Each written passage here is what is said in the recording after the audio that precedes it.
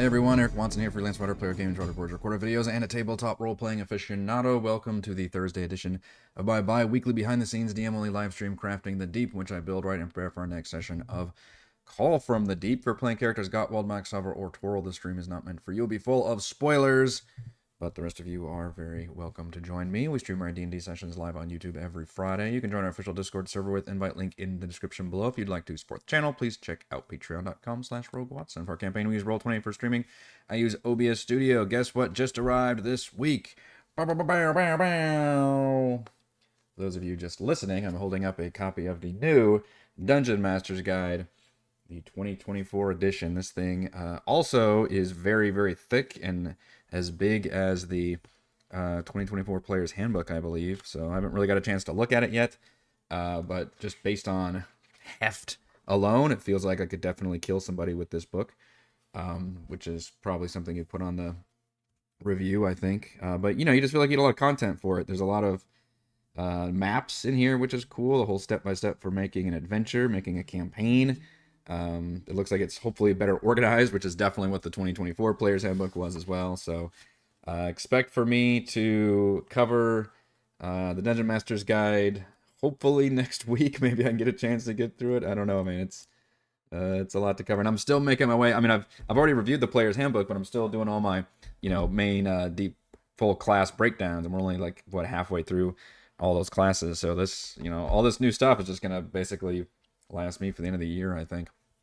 Good stuff. But for now, we're still in 2014 edition and talking about Call from the Deep and the Trisk map dungeon, which, by the way, they're about to go into this other kind of side thing that I haven't really talked about. The one, like, event from Trisk's, like, or not Trisk, Purple Rocks has just a bunch of, like, kind of freaky events you can throw at the party, and this is, like, the one that I'm going to use, which was the sort of ritual of them throwing like newborn babies off the side of the cliff and make it all be creepy and stuff, and maybe part like role playing and part, you know, combat. But I've got a little map for that courtesy of Tom Kartos. This is a free map available, but I was like, this looks exactly like the Purple Rocks area and the cliffside thing.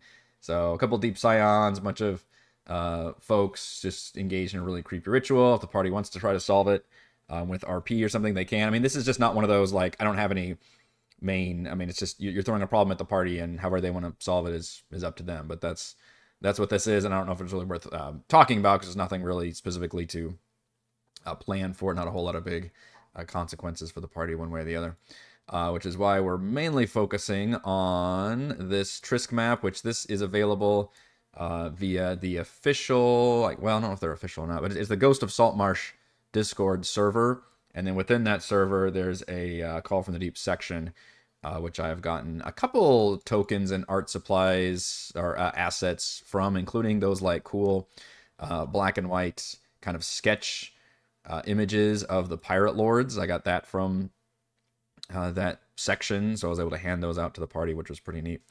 But of course, in classic Rogue Watson style, I am taking something and then kind of scooping out some of the guts and replacing it with something else. So in this case, instead of doing the kind of hardcore Lovecraftian theme in Purple Rocks, I'm instead just doubling down on the whole, like, Mind Flayers are behind it all theme. Repeating myself maybe a little bit with this kind of, well, let me not repeating. So this is kind of an area that was used in Bronzo Mine that we didn't really get to see, which was earlier in the campaign. When the party make it to that location, they're supposed to come across one of the Mind Flayer, I call them attendants, I think, but one of the named Mind Flayers in this campaign, and they're like experimenting on, you know, townsfolk and creating like mutant versions. And I think, I don't know if it was originally turning him to sea spawn, or if I actually made that change. It's kind of hard for me to remember at this point, but the party, I think because of all the things they had done before, they'd done like some dungeon crawls, and I was not in the mood to have Bronzo Mine be yet another dungeon crawl. So instead it was just kind of a single area fight. And they never actually explored that area and saw any of that going on.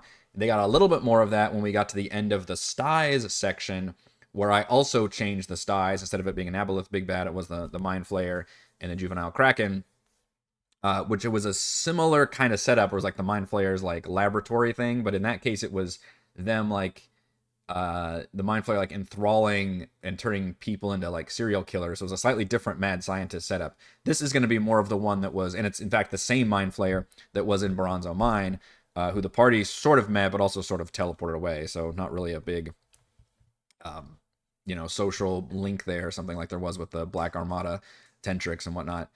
But this will be where this Mind Flayer is experimenting on bodies, and I've kind of teased the fact that they're, taking people from Purple Rocks and perhaps turning them into monstrous creatures to be used, or just like draining them of fluids. Maybe they're keeping them alive and eating brains or something. I don't know what. I guess I need to figure that out, because that's what the party's going to be stumbling upon here. So that's what I've changed this main shrine area. Which, as soon as they make it into the tower, there's a ladder going up, which they can go up and just see that the maybe ruins of Escarl are technically there if you want to swim out to them. Or you can go down, and I've got the dynamic lighting set up where you can actually see around it. But I'm thinking I may just actually not put the players on the map for the tower section, and just have them walk into the tower and just kind of describe the tower as they go. And then once they actually make it downstairs, then we enter like dungeon crawling mode, basically. Which I did create some light sources down here, even though Mind Flayers have dark vision. The way dark vision works in the game, it just makes sense that if you're actually working like in a lab or something, you would want a proper light source. I also love the idea, which we all came up with for, you all mentioned the Baldur's Gate 3 thing in the Monday stream, I believe it was, the crafting stream, with the severed head being the, with the brains that you can like plug into the head. So the head is like a recorder playback device, and then the brains is the storage. And you can plug those brains into the head, and then the head will kind of recant information or whatever, tell the players important details that I need them to know, basically setting them up for like, what is your goal for this final dungeon? So it's not just making your way through the dungeon to fight the final boss, which is what most dungeon crawls are. Instead, this is going to be, you have a goal in this dungeon where you have to make it to these 4 MacGuffins. You have to destroy them, and only then does that actually maybe start severing the link between the Elder Brain and the Kraken. And then, depending on how things have played out so far, either the players will need to have a battle with the Kraken and the Elder Brain, and then that might be the final battle, or maybe I'll have the Elder Brain just detach itself from the Kraken already, and then they just have to fight the Elder Brain with some different setup. I haven't actually quite determined on that, and maybe I'm kind of feeling out how this final dungeon crawl is going to play out before I make any of those overall adjustments. But I know for sure, going into this final area, that's my plan, is to double down on the idea from this campaign, which is there are 4 brains in jars that are adding some kind of defensive buff to the Elder Brain. I'm kind of getting rid of that part of it and just saying they need these extra brains to augment the Elder Brain, even though Elder Brains are quite powerful. But like a Kraken is supposed to be like one of those powerful things like on the planet, basically. So in order to fully subdue the Kraken and keep it subdued, they have to have like multiple powerful brains like plugged in and helping the Elder Brain at all times. And maybe they're in the process of even creating another one, because the longer it goes on, like it just requires more and more brains, basically. And hence maybe why they're launching this whole invasion, of the surface, is they're starting to deplete, all these small islands, and then all like the the Sahuagin folks and all these things are just kind of running out. And it's like any evil empire, they're just kind of exhausting their resources as they grow. That's all my idea, which means we're gonna get the classic trope thing that I wanted to cover, which actually appears, by the way, in a future room. Shout out to AZ Fishhead who pointed out that Call from the Deep. The final dungeon actually has one of these like little test tube mad scientist rooms further into the dungeon, but I believe I'm going to just nuke that whole section, which is actually the whole second layer of the dungeon, because it's just big enough that I don't think we honestly need to even cover this second layer of the dungeon. I've plucked out a lot of the Mind Flayer bosses at this point, to where there's not that many left in here, though there's still plenty of like generic Mind Flayers according to the dungeon crawl. But I mean, it is way huge enough where we can still we can get rid of this like 10 rooms or whatever in the second floor and still have absolute plenty of dungeon to cover. So I think we're just gonna eliminate that, and it's gonna be cut. So what that leaves us is some details regarding this room. I need to figure out what creatures are still in these tubes, how many are in there. The one, so we got the severed head thing. I need to know what information the head can confer to the players, which I'm thinking maybe a brief history of kind of what went down here, where they were, they crash landed and then they made it into the water as their, I don't know, safest place for them to venture. Maybe they found they had a lot of like air breathing powers, or not powers, but like devices that allowed them to get down there. And then they perhaps just found the biggest psionic readings and power they could find in Ascarl, and they were able to actually battle the Kraken. They said that they lost like most of their forces in the process, but were able to at least temporarily subdue it, and then quickly realized they needed more and more power and more brains to keep it subdued as they expanded their control of everything. So they actually started from that ocean layer, and this was kind of, even though Gunderlin was technically ground zero because that's where the ship actually crashed, but then they were into the ocean, and this place is actually pretty close to Gunderlin, so hopefully it makes sense that they ended up going here pretty soon afterwards and taking over the Kraken. So the head can give them that information. Also, I want the head to be able to give them the information about the brains that are currently active, as well as sort of their location, similar to maybe like the Divine Sense spell, or even, in fact, I wonder if I can look up locate, like locate creature or object, if it can do that. Let's see what the wording is on that spell. You sense the direction to the object's location as long as that object has been 1,000 feet of you.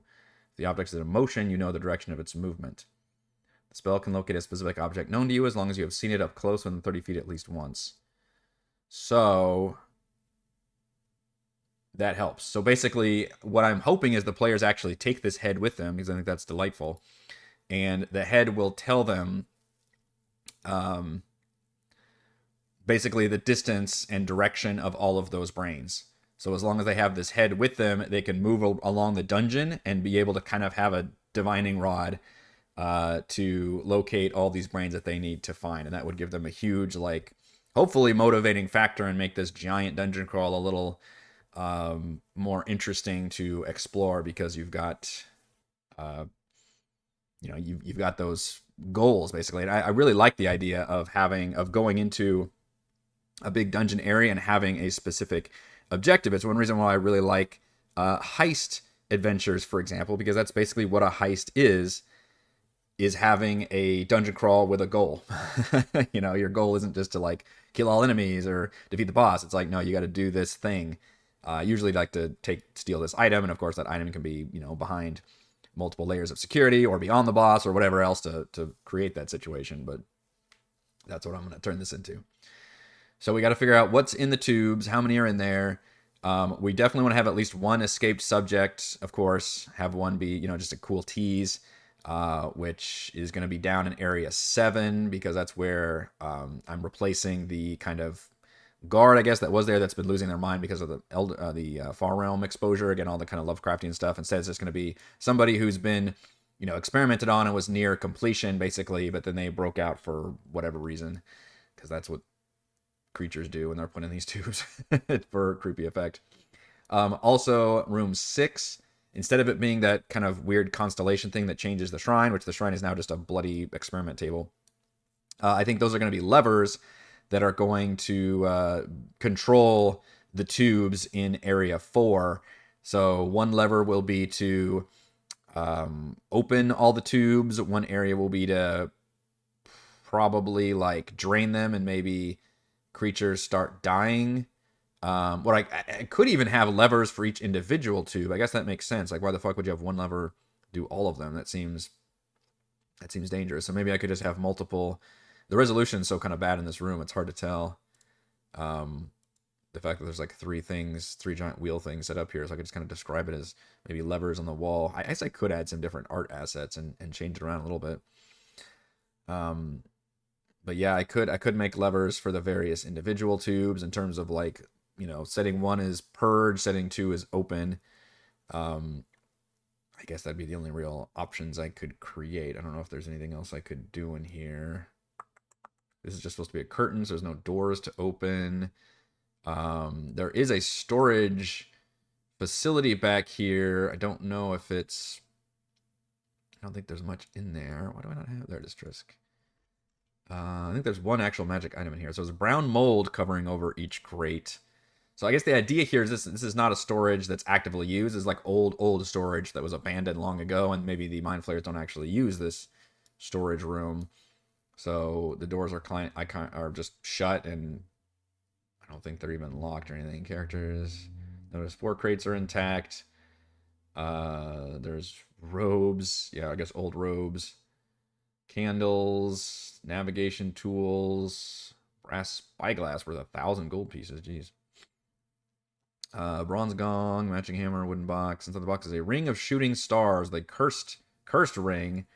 Any creature attuned to it gains vulnerability to psychic damage. That's pretty nasty when you're going into a Mind Flayer dungeon. This is a very rare. Requires attunement outdoors at night. No, they're going to be outdoors anymore.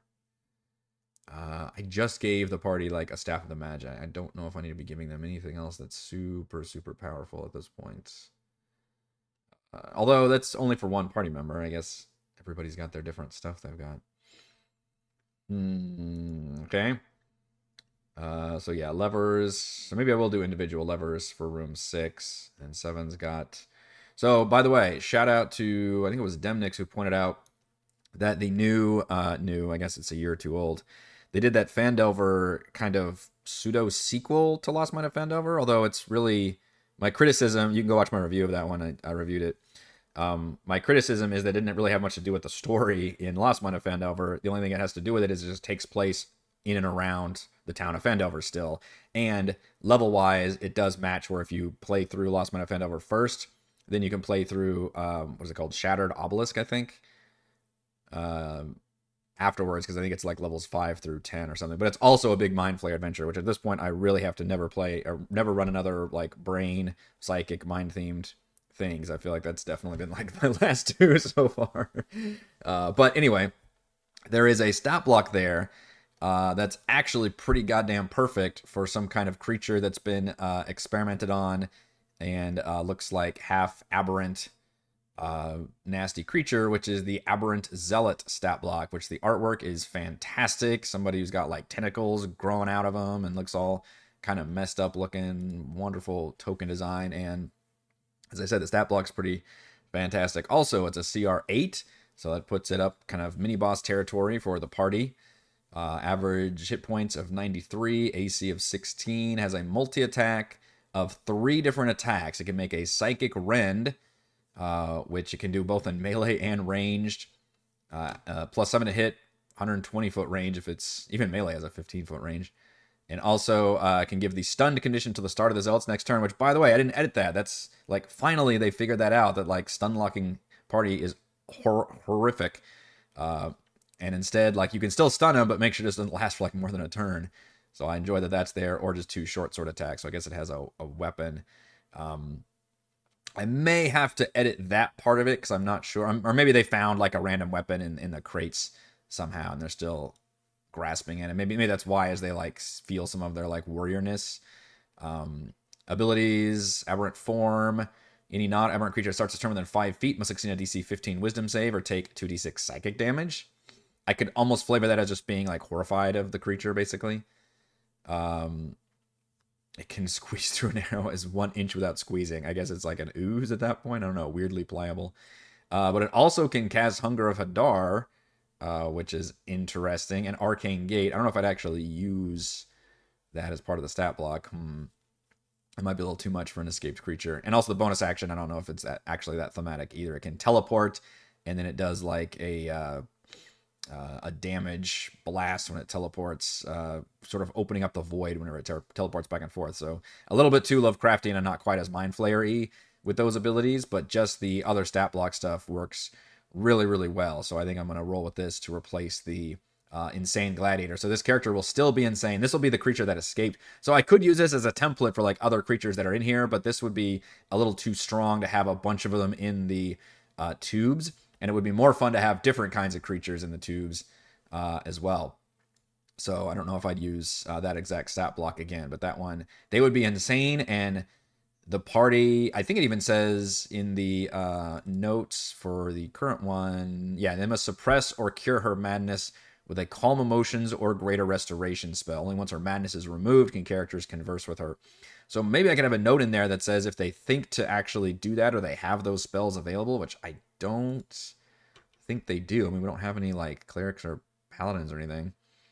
I guess I need to constantly check Savra's like Staff the Magi, because I know that's got a bunch of spells loaded up in there. But in terms of like spells that get you out of being debuffed mind-wise, I don't think they have access to those spells. I guess the ranger always has spells I'm not aware of. Has the head got a name, or the players come up with an appropriate one? So the head, that's a good question, Mad. The head I'm gonna theme as being the original Ingramar, the Deep Lord, who was the High Priest leader of the Kraken Priests here in Purple Rocks, because just last session we learned that Ingramar was actually a Mind Flayer in disguise, and the players were wondering, well, I wonder what happened to the real one, or was the Mind Flayer one all along or something? So that'll be kind of the creepy reveal here, is that it turns out the Mind Flayer killed Ingramar a while ago and then like severed the head and is using that as like this sort of communication device, playback thing, whatever. And then they just assumed their form through some kind of magical Mind Flayer DM bullshit, I guess. So yeah, I don't think they actually have any ability, unless there's some magic item I'm not thinking of. I don't think they have any ability to actually suppress this creature's motion. Nor does this seem like the kind of party that would care about that either. They're like, oh, we have to save this person. But I may flavor it where like they start muttering and acting like the party can maybe converse, and then like after a few seconds or something, they will just scream and charge and we'll just start combat, which I would bet money, by the way. I'm going to describe when they come down the stairs, I'm going to describe this room in all of its glory. I would bet money that Mac's like, all right, well, I'm going to use my climb speed to scramble up this ledge and go down this way. Like, he's just immediately going to split out from the party. It's just, I don't know if that's just Raymond, like, trolling the party this whole campaign, or if that's just Mac's MO of, like, I've got to, like, go off and be the loose cannon of the party and immediately split. But that's totally fine, and then I would love for him to get in a fight with this creature one-on-one and force the other party to, like, scramble up and deal with that. Which they can do that, and then if they want, they can go around. The only bummer is that this is critical information I need them to learn. So if they all, I mean, I would assume they would come back to this room. It's very big. There's stairs going up. There's a lot of things. But if they fight this creature and then they keep going east and even further east, that's also going to trigger like another mini boss fight here. Because I figure all of the things here really haven't been guarded so far, right? Like this creature having escaped is not part of the plan of the Mind Flayer. So, and I haven't included any like, you know, glyphs or any guards yet, even into the workshop, which maybe I probably should. I guess I would throw it over and ask you all if there needs to be. Right now, it's just like, it's a remote location. It's a crumbling ruin. So it looks like, you know, it's like having a secret hideout under something that doesn't look like anything. So that's already like one form of security, basically. And you have to go downstairs and go through this secret passage below, which happens to be just cracked open. Maybe they've gotten lazy, or maybe the party can just see it, whatever. I'm not interested in having the party have to roll a perception check to see it, because if they don't, they're fucked, and I can't have that. So they're going to be able to see that opening. So the question is, do I want any other security measures between that and between this shrine, or not the shrine, what was the shrine, but I converted it into a lab? Like, would the Mind Flayer think to have some kind of a security system? They do have a security system here, between the lab and essentially going down into Ascarl. I think they would have some kind of creature there, which I'm going to replace. I'm going to keep the fact that there is a boss there, but the original one is a Shoggoth, again, using the Lovecraftian theme, which is a CR10 creature. I'm thinking, which is kind of like a modified Shambling Mound from what I can tell. I'm going to use something else. We can also talk about what stat block we want to use there as well. But that would be a little bit of a bummer if they end up going through fighting that creature and then doubling back and doing the expository information. But that's kind of the danger of having the more open, not totally open, but just multiple paths in a dungeon, right? Like you can't really force the party necessarily to go down one path or the other. You just kind of have to play it by ear and see, and that's the best that you can come up with. So I guess I keep forgetting to put their ally NPCs here. So they've technically got Borgus. Shoot, I need to add that as his. Why haven't I added that as his default thing yet? Crap. Let's go back to the tentacle. Let's take this, open Borgus, edit, use selected token. There we go. Okay, so now when I drag Borgus, it'll use that damn token. Let's hire that. And then Sambalay, same thing. He needs to be edited. Oh, I did that with Sambalay already. Okay. I thought ahead on that one. All right, so now both of those, when I drag, I don't know why I didn't do that till now. I drag them, it should show them there, which I don't have anything better to do with Sam. Well, I didn't think about it. The fact that when I had Sambalay as a as a prisoner in the last dungeon crawl, that he would end up just tagging along with the party. But unfortunately, at this point in the end game, there is no opportunity to return back to like a safe base, and they've already been teleported to this other unsafe area. So the Tritons were able to get out because they have a swim speed and they can just go underwater and go back to their base. Borgus could have also, but I mean, you know, Borgus is gonna stay with the party till the end. He's their ride or die. Sambalay, just a dude, who's a mage, I guess, but at this point he's like a third level mage basically compared to the rest of the party. Not so powerful, but the heart's in the right place. Von Pepper says, I'm trying to decide if I should run Call from the Deep or Empire of the Ghouls. Which one did you recommend? That's a great question because I'm running both those campaigns. That's probably why you asked it.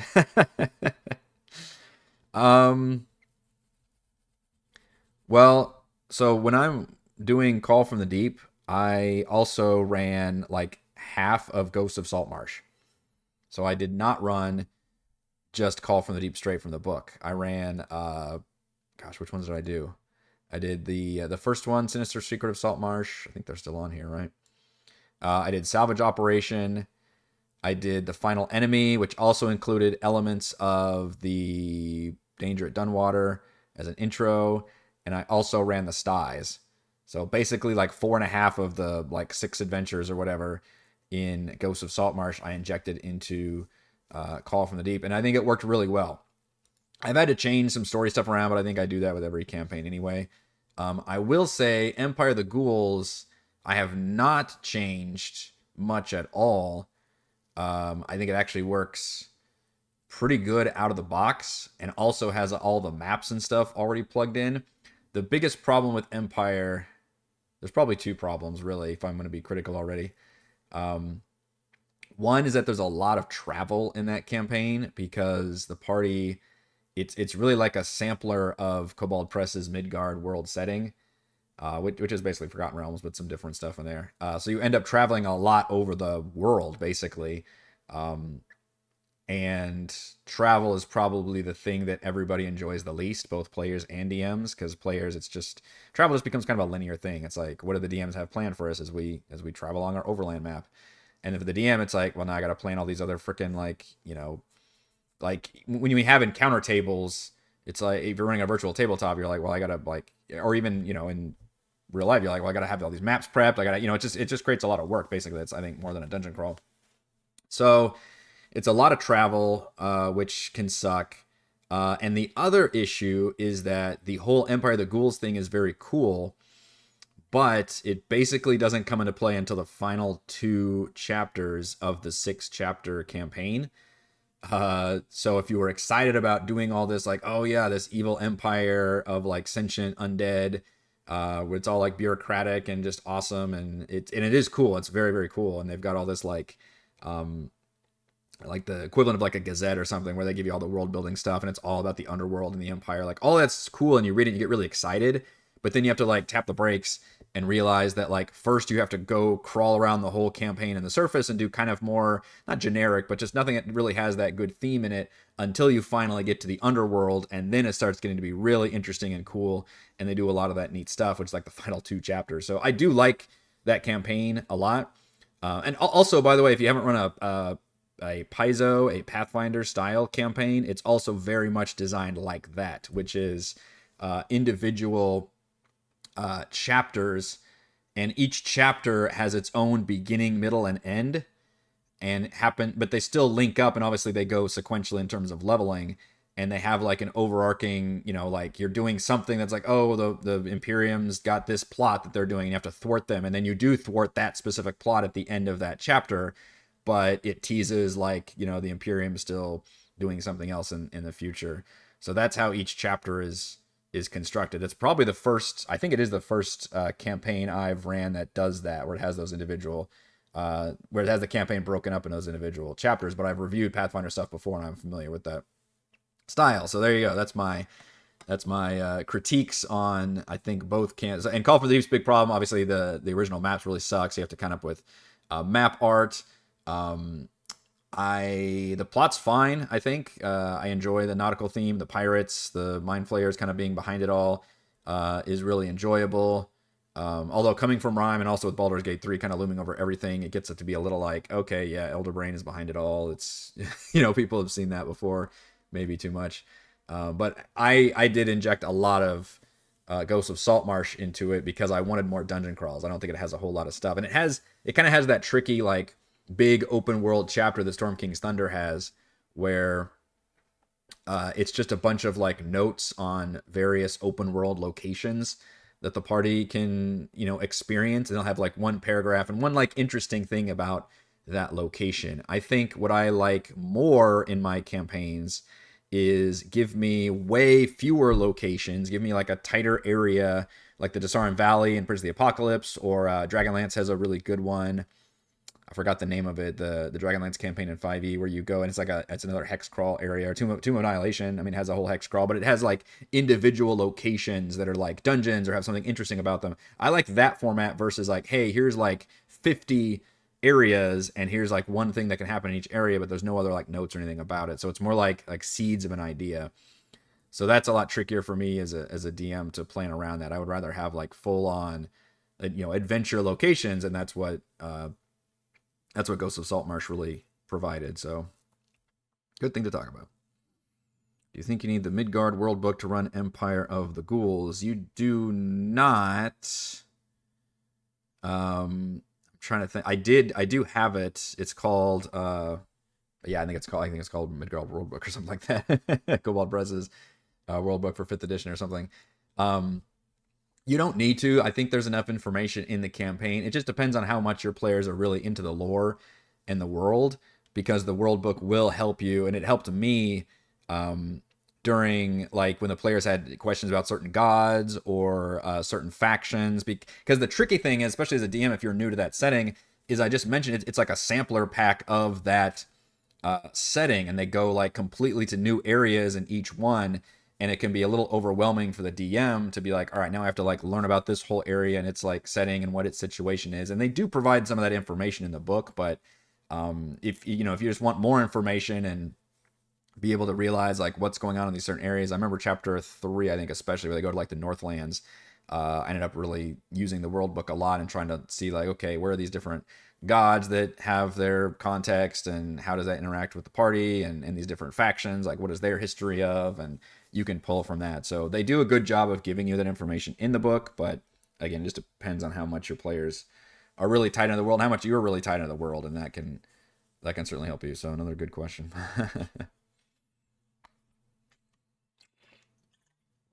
Traps would remind the party it's a dungeon. Also, using trap when unexpected is best. People are liking the traps idea. What are some good traps idea? What kind of trap would a mind flayer leave behind? Something that would do just some kind of psychic damage, maybe something that can detect thoughts. That would be leave. I usually just use spells, right? That's the best way to make the easiest way to make traps is just to look up like existing spells and just plug that into trap form. So maybe something that can detect thoughts. Obviously, I was going to have it be like if there was any trap, I could accompany whatever boss I want to use here. There could be an ongoing trap as well, but just if there should be something, basically if there's any kind of trap, but before the workshop area, it should probably be on this like staircase somewhere on the stairs going down, or perhaps when they see that like secret false wall end up going down there, then maybe there should be some kind of trap situation. I don't know what could, um, but it has to be some. But it's also a trap would have to be deactivated whenever a mind flayer or a mind flayer adjacent person was going down the stairs, right? So it can't just be like something that's always, it can't be like an old tomb where you like turn on the trap and you leave never to return. It's something that's like it's like a security alarm for your house. So it has to be something that can be deactivated, which maybe that could be the first tease of those Qualith locks that are supposed to be prevalent in the final dungeon. That the, let's see, where is that, under Illithid layer maybe? That the party can maybe try to open, although I think I just gave Zavra a magic staff that has like a million uses of the knock spells. I don't think they care. Illusion could be interesting, but I don't know if an illusory spell would have any effect. Technically, I guess if the trap is designed to just ward any like random scavengers instead of battle-hardened adventurers, then an illusion would be pretty effective in that way, where it like just broad, like it's just like a hologram or something that can scare people. In fact, maybe I could even use the fear spell, but maybe it doesn't actually do damage. And then maybe it's somehow the mind flayers are like immune to it, or they already know it's there, so it doesn't really affect them. That could be interesting. Oh, I was gonna say, or if there's a way to disable the alarm, I could use the Qualith lock, where there's like this weird, braille looking 4 stanza, however it's supposed to look, tentacle squiggly thing, like maybe at the top of the staircase. And if they can decipher that, that tells you like, or if you decipher that, then you know how to like just click a button that disables this alarm coming in. Maybe like is what is it, phantasmal force? Is that the damaging illusion? I'm trying to remember. Phantasmal killer might be the one I'm thinking of. It's a 4th level spell. What's force? Force is a 2nd level spell. Okay, that one creates a image. I guess that's just like the second level spell equivalent of silent image. Affected target is so convinced of the phantasm's reality it can even take damage from the illusion. Phantasm created to appear as a creature can attack the target. Well, that could be pretty effective. Then if it turns into some really nasty creature, can you just use that creature then? Takes root in the mind of a creature you can see within range. Target must make an intelligence saving throw. You create a phantasmal object, creature, other visible phenomenon of your choice, no larger than a 10-foot cube. Perceivable only to the target for the duration. So I'd have to craft one that would be available for an AoE effect. Multiple targets, I can see it. Phantasm includes sound, temperature, and other stimuli. Use their action to examine the phantasm with an intelligence check. While targets affected by the spell, treats the phantasm as real.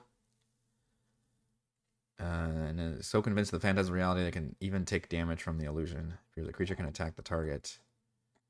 Also appears fire, pool of acid, or lava can burn the target. Each round in your turn, the phantasm can deal 1d6 psychic damage to the target if it is in the phantasm's area within 5 feet. Okay, so it's just 1d6 psychic damage. That's not very good. But I could use that as a baseline for a spell and just scale that up then. So Killer is a 4th level spell. That's a wisdom save instead of an intelligence save. It always feels so fucking arbitrary, whichever one it is. On a failed save, the target becomes frightened for the duration. At the end of the target's turns before the spell ends, the target must succeed on a wisdom save or take 4d10 psychic damage. So when it first manifests, they make a wisdom save only against being frightened. And then at the end of their turn, before the target's... At the end of the target's turn before the spell ends, the target must succeed on a wisdom saving throw or take 4d10 psychic damage. A successful save, the spell ends. Okay. I'll probably like combine these two spells then. I mean, essentially create like some sort of frightening image of maybe like a portal opening up and tentacles come bursting out. And those characters have to make either wisdom or intelligence saves, whichever one I want to decide on, against becoming frightened and taking that psychic damage. But I kind of like the idea that if they manage to decipher the Qualith lock, then they can determine that that trap is there.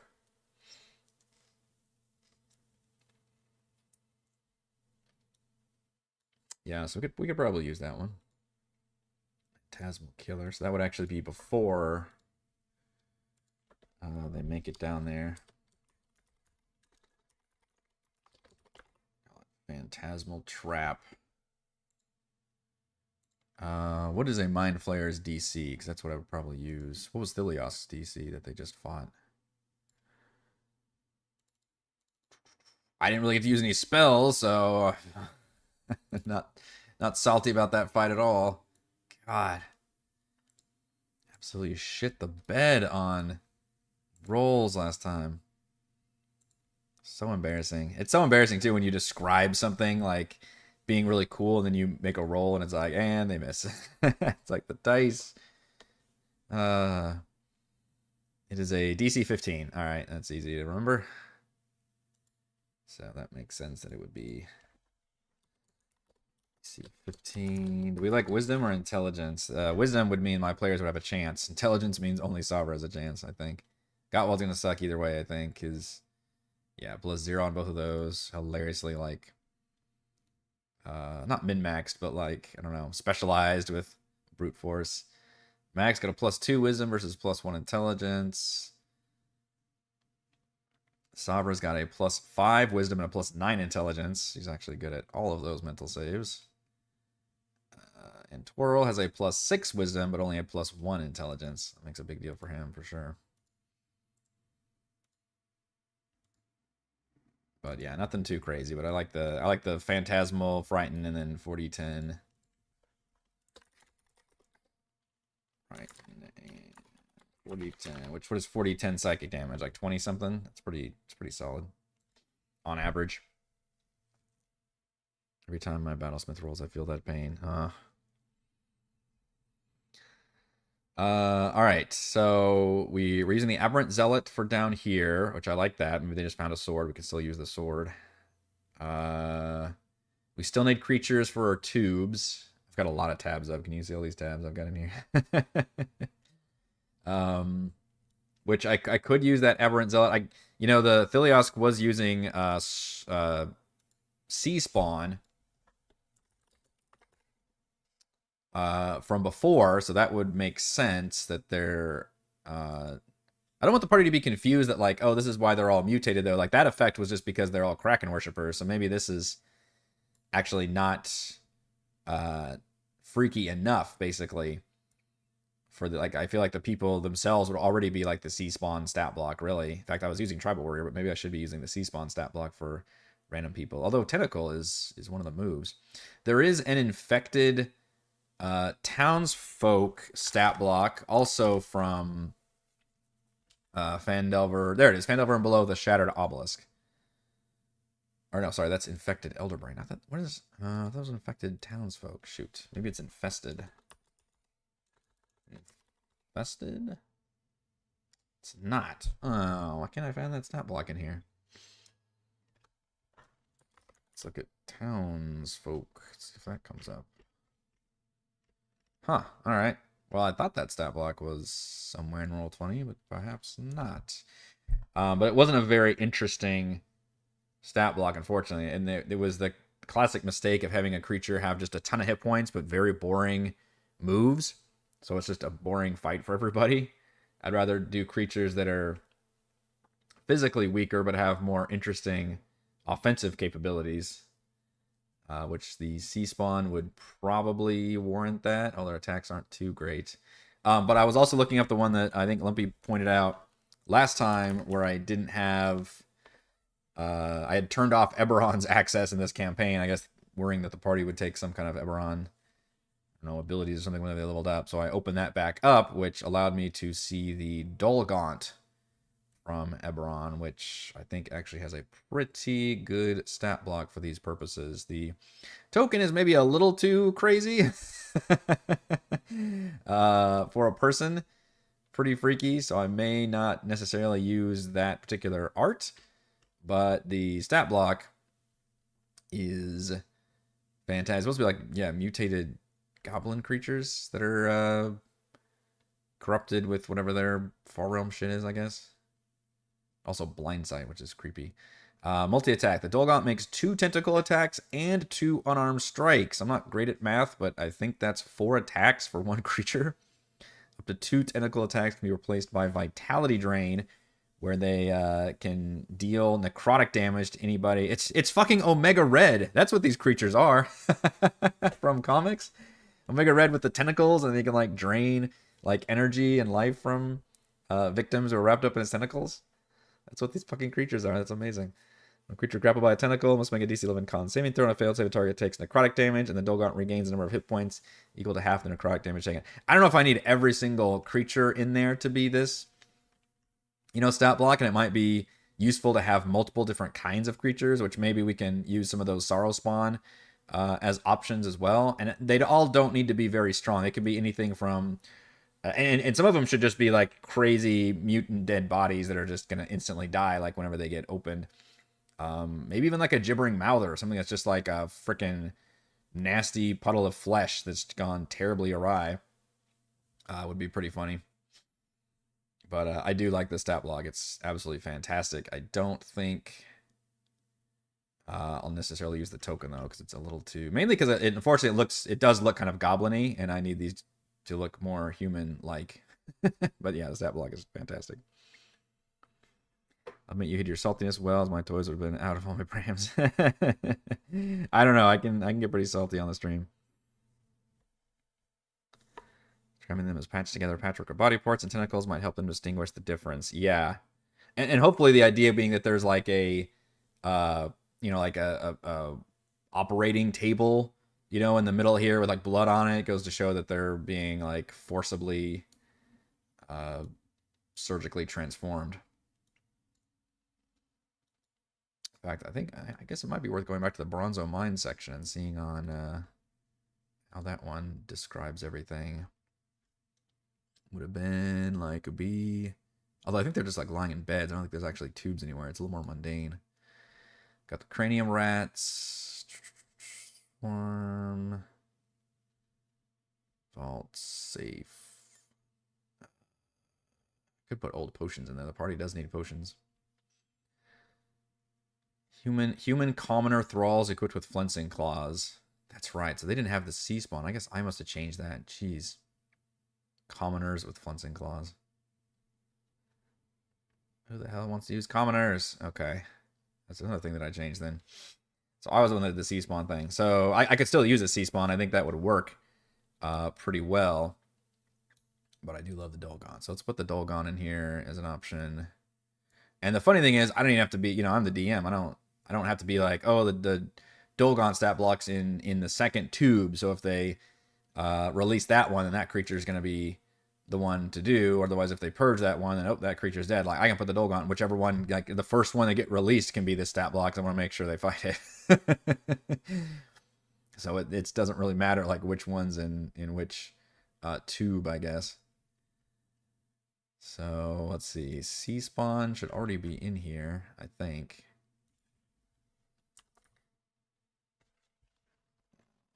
Sea spawn.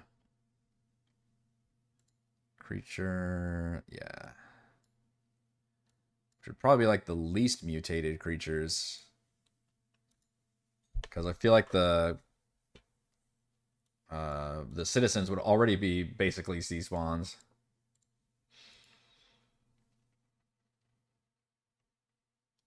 And then maybe we can use some of the... Although some of these are probably pretty too strong at this point. The Sorrow Spawn guys are more like the mini-boss stuff. I'm looking more for minion level. Rudis has a single attack. Damage, disadvantage on saving throws. What do we think about the Gibbering Mouther splashing out of one of them? Those are nasty to fight with. Just something that's just literally so far gone. Mangler could be good. A bunch of claws. Seer 5's a little bit stronger. Again, this is only... I don't really plan on having this be a trap. This is only if they end up like throwing all the levers or going crazy in the lever room would they even spawn these creatures. This is kind of just like a random like bonus thing. A bonus for me, I guess, as the DM. If they do manage to fight these creatures and summon them out of there. Flesh cube cleaning the hallways of giblets. Yeah, that's actually a funny idea. If there's like a grate in the middle, where like all the ooze and blood and viscera pools down, and there's just a fucking ooze down there, or a classic gelatinous cube. What is the best? What makes sense for eating remains of other? I mean, ooze makes sense because they don't really operate in terms of normal food and water, I guess. But I feel like the ooze is the classic carrion dumpster monster. That and the Otyugh, but the Otyugh is more of a, I think, normal monster. It would require a lot more room, and you'd have to feed it more often than an ooze. Do I have any oozes that are... I could use that Psychic Gray ooze. I don't know if that's actually in here or not. Let's just search ooze and see what all's in here. God, it's already almost been an hour. Jeez. There's not a single ooze in this camp. Well, wait, that can't be right. Well, I guess not all of them have ooze in the name. That's the problem. Because there's ochre jellies in here, I know at one point, but ochre jelly doesn't have ooze in the name.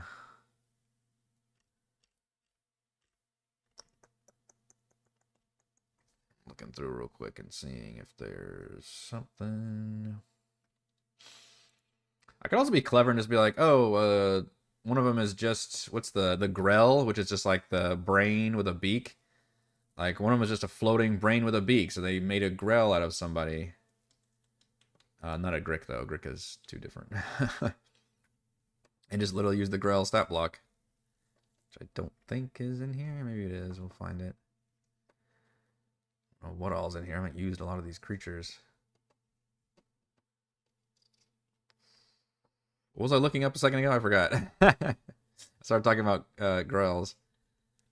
Oozes. That's what I'm looking up. Oozes. Yeah,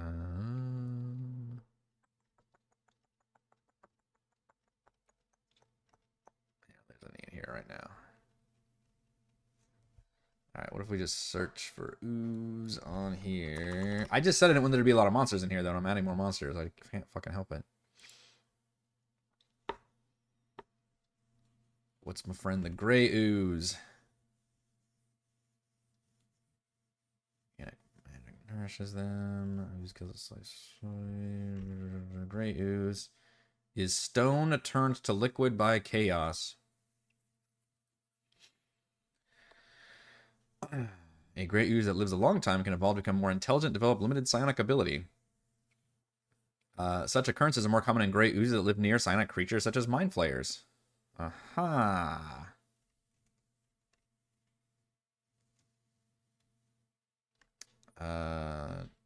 Does the... Oh, Psychic Gray Ooze is a different entry.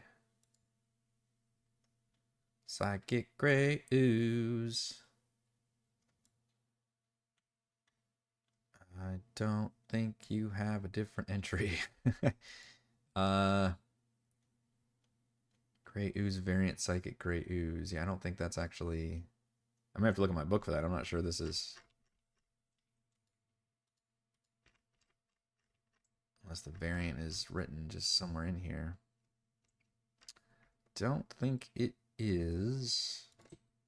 Yeah, if I open that, it just opens the Gray Ooze stat block. Alright, give me a second about my book.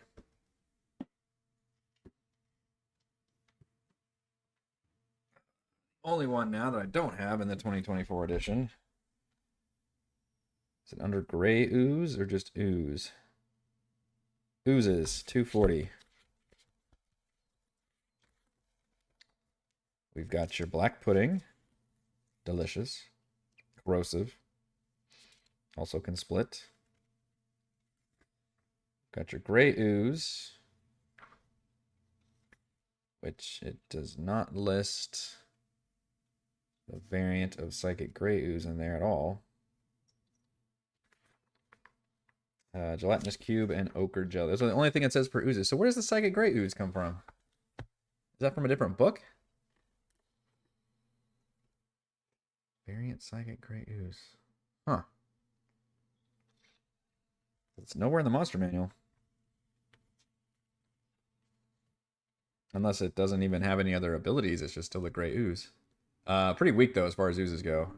Hit points 22, AC 8. Doesn't have the split feature. And it does a little bit of acid damage and then can corrode a sea of armor. Also, if it's in a grate, the ooze would just move out of the grate. I think the only thing you could keep trapped would be the gelatinous cube. Is the only one that actually can't, because it's gelatinous. I think it's the only cube that the only ooze that doesn't have amorphous. So there is no like trapping any other kind of ooze, right? I think the cube is the only one that you could have keep trapped somewhere. And if you do have a cube beneath a grate, I don't know, that's probably just there for flavor purposes. I don't know if you could do anything. Interesting idea, but I don't know if there's any way to have a Psychic Gray Ooze in this area without having it not run amok. Unless, yeah, they are somehow... I guess I need to look that... If Psychic Gray Ooze has somehow linked to the Mind Flayer and is controlled by it. But maybe that's just too much for this area also. We ran into a cube that was the Roomba for a dungeon. Yeah. I mean, it could just be for flavor. I could put a grate in there and put like a wobbly gelatinous cube down there, but it really wouldn't be able to attack anybody as far as I know. Assuming the cube is more than 5 feet below the grate, I guess. Which I would assume it would be, because the Mind Flayer wouldn't want to get hit by that either as it's walking around this area. And real quick, before I end this, mini bosses. Again, I'm replacing that Shoggoth that was the CR10 kind of shambling mound Lovecraftian creature. I've got some options for creatures. I was thinking it'd be cool to even mention the fact that maybe the Mind Flayers took out a Beholder and Ceramorphosized it and turned into a Mind Witness, because I like the Mind Witness stat block. But then I was like, Mind Witness is really fun. It's just basically weakened Beholder, I guess. But this is also a horrible fight to put the Mind Witness in, because it's a very tight, small, narrow tunnel that's like, 30 feet across and 10 feet wide. Like, the Mind Witness's power is having all those ranged eye rays, and if everybody's just beating on it right there, that's not a great environment to put that creature, even though I like that creature. Call from Deep does have a Brain Golem stat block that I was looking at, and I also thought of this creature I remembered from the Planescape campaign. I forget the name of it. But it has this creature called the Eater of Knowledge, which is also basically a brain golem. Hey, Mort.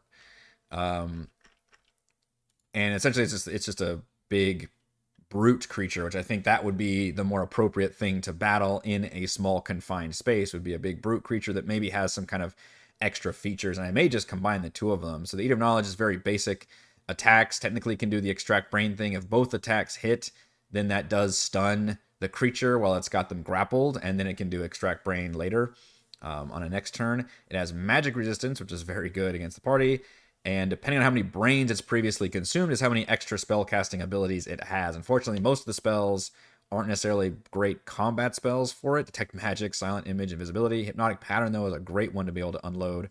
But I would feel bad about doing that as my full action is like a chance to shut down the party and not actually do any damage. So I may change that into like a legendary action type thing, and then maybe add, I don't know, some other kind of mind spell-like effects that it can do. And then maybe give it slightly better like hit points like the Brain Golem has or things. But mainly using this Eater of Knowledge stat block I think would be pretty effective as that's the like full on security system deterrent to keep them to keep any other creature who's not a mind flayer or somebody who's got that express written permission from venturing deeper into Ascarl. So that would definitely be something that they would have to contend with, and this can be like its a little holding chamber area. So yeah, that's what I'm thinking about being the little boss fight there. So I think that's going to do it. We have reached the full hour for this crafting stream. So everybody, thank you for joining me. If you enjoy the content as always, please check out patreon.com/RogueWatson. Shout out to Platinum patrons, Joe, Will, Thomas, Dan, Brendan, Genocide, Eclectic, Girl, Playroll, Christopher, Corey, Big Nut, John F, John L, Nathan, Cat, Chris, Counselor, Andrew, the Reldon, Stephanie, Jason, Ismail, Amat, Lumpy Spuds, Sharni, Warden, Harold, Yuma, LLC, Tom, AJ, They're Eating the Dogs, Caleb, Chad, Luke, and Nicholas, and Marcus, and Gold patrons, RPG, Papercrafts, Boy, and Yuma, Deliza Lounge, Jerome, Nathan, Pesca, Torres, Scott, Repus, Jerry, Glenn, and Mark. Thank you all very much for support. I will see you for D&D tomorrow.